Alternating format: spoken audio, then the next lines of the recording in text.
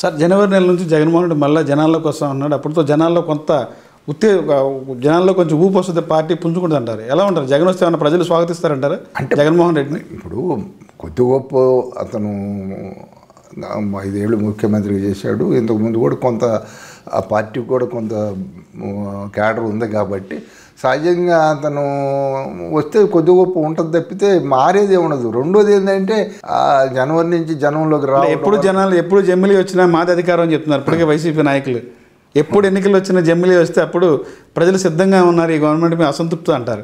నిజంగా ఈ 7 నెలల కాలంలో అసంతృప్తి ఉందంటారా ప్రజల్లో? అతను విచిత్రమైన మాటలు కొన్ని మాట్లాడుతూ ఉంటాడు. ఏంది మన కడప మంచితనం, నా అతి మంచితనం, నేను అబద్ధాలు చెప్పకపోవటం, అతను నిజాలు చెప్పడం ఎప్పుడో మర్చిపోయాడు. ఎందుకంటే అనేక సందర్భాల్లో నేను ఎన్నికలప్పుడు ఆయన ఉపన్యాసాలు వింటా ఉన్నా.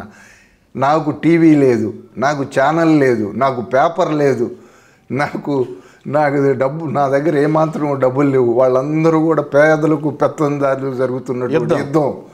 అసలు సాక్షి పత్రిక, సాక్షి టీవీ ఈ విధంగా అతను ఏం చెప్పి ప్రజలందరికీ తెలుసు.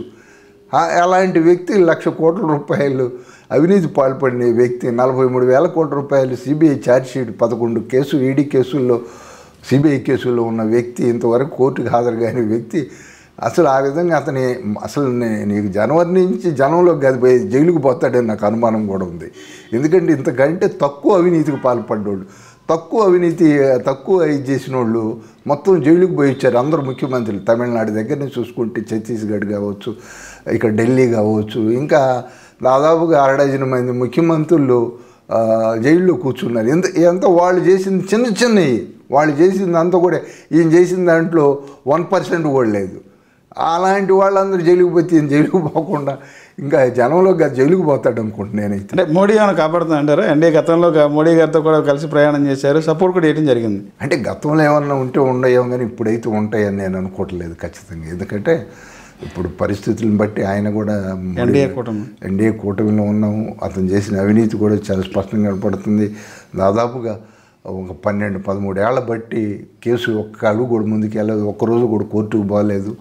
మరి ఇలాంటి పరిస్థితుల్లో ఎన్నాళ్ళని ఎవరైనా